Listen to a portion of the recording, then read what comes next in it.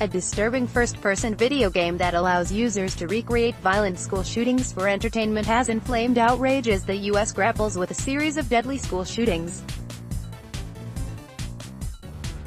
Active Shooter, set to debut on the video game platform Steam next week, invites users to play as either a first responder or the shooter who stalks a school building's halls with various weapons, including a knife and a grenade, according to a video sample. Pick your role, gear up and fight or destroy. Be the good guy or the bad guy. The choice is yours, the game's page advertises. Not everyone is seeing the product's entertainment value or social worth. An online petition seeking to block the game's launch had racked up more than 86,000 signatures as of Tuesday afternoon.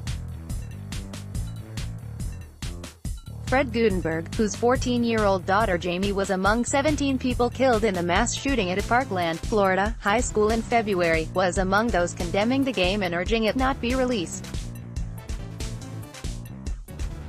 A petition drive seeks to block release of a first-person shooter game called Active Shooter, that allows players to carry out a school shooting.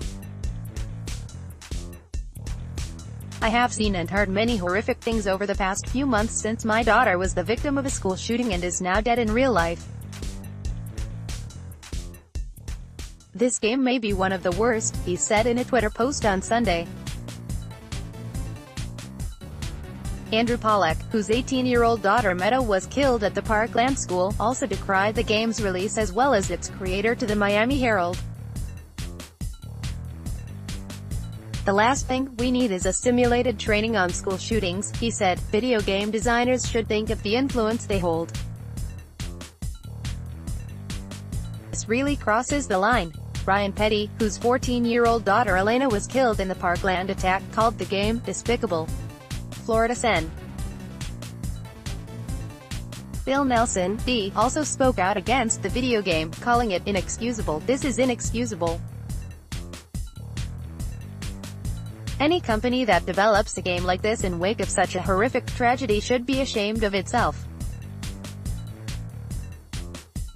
https://t.co/jjp6lxnwhc, Senator Bill Nelson, at @SenBillNelson, May 28, 2018. The game's creator, a publishing house named Acid, which gives its home as Moscow in Russia, has defended the game as not intended to be taken seriously.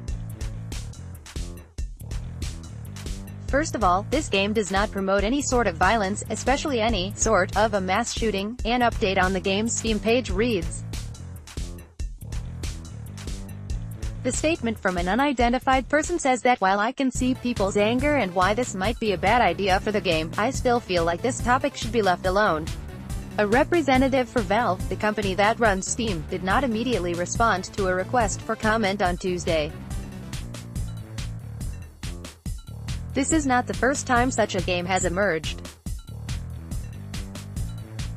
A video game called School Shooter, North American Tour 2012 invited players to reenact the 1999 massacre at Columbine High School in Colorado. That game was removed from its hosting site following similar outrage. Violent video game sales to children have been allowed by the U.S.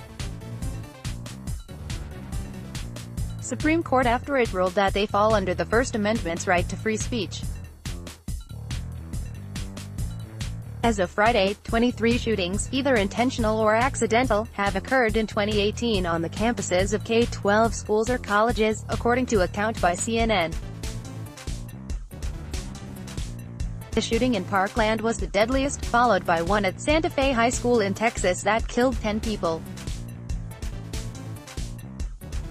Related, 2 people injured in Indiana school shooting. NRA blames Ritalin for school shootings. Why schools are flooded with threats after mass shootings. Download.